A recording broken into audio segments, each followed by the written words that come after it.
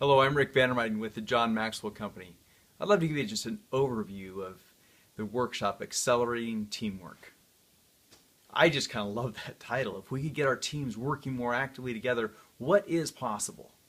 So in this workshop, we spend time on, what is the team value and what is the definition of the team? How do we come together and really clarify those for us, and what happens when we do get clear values and definitions for the team?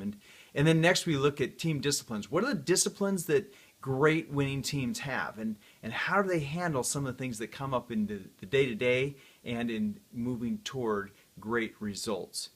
And then the last, we'll look at team production. How do we help our team produce by making sure they're in the right seats on the bus? This is a great workshop, and here's what we find really is solved through these. There's three areas that I think really come out, and a fourth is a little bit of a icing on the cake, so to speak.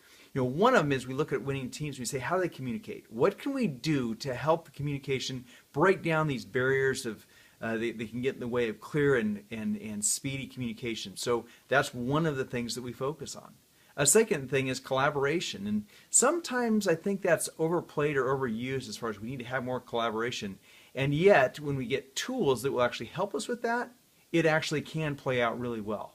John tells us that collaboration, or let me back up, he says that cooperation is working together agreeably. Collaboration is working together aggressively.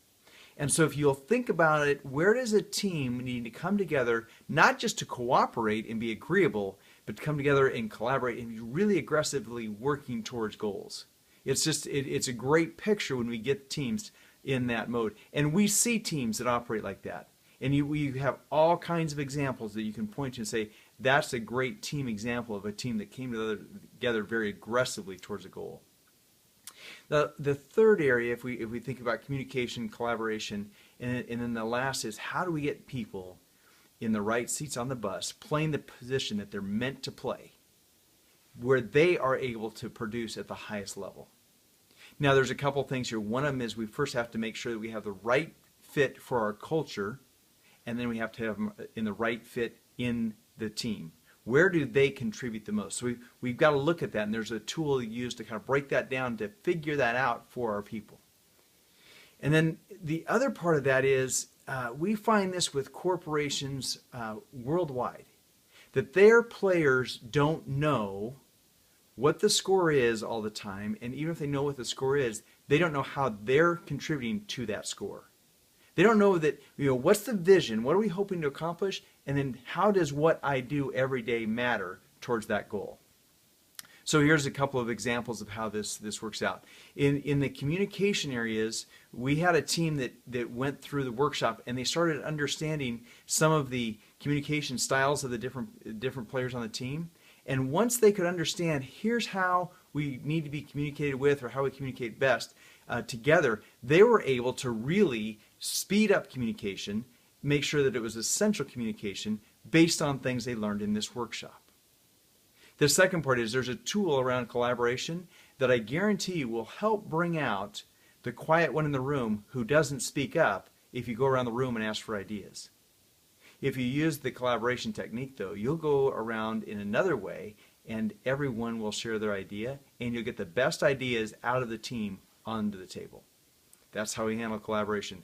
The other example that really comes to my mind, I was doing this workshop with a team, and the CEO and the president were sitting at a table, and we were having this accelerating teamwork conversation around the scoreboard. What's the score, and what's the individual player's contribution to that score? And this was a business; it wasn't a sports team, even though I'm saying player. And the player was the highest producing salesperson. And so what they understood as part of this conversation is they not only had not been clear enough with the vision and what the score was, they didn't let this top producer know how what they had just done contributed to the overall vision of the company. They celebrated the sale because it was a big sale, one of the biggest in the company's history. They had not tied it into what you just did matters this much in our vision. So once they changed the scoreboard a little bit, now anytime somebody makes that type of a contribution, they know exactly how it's impacting the organization, for the longer term vision.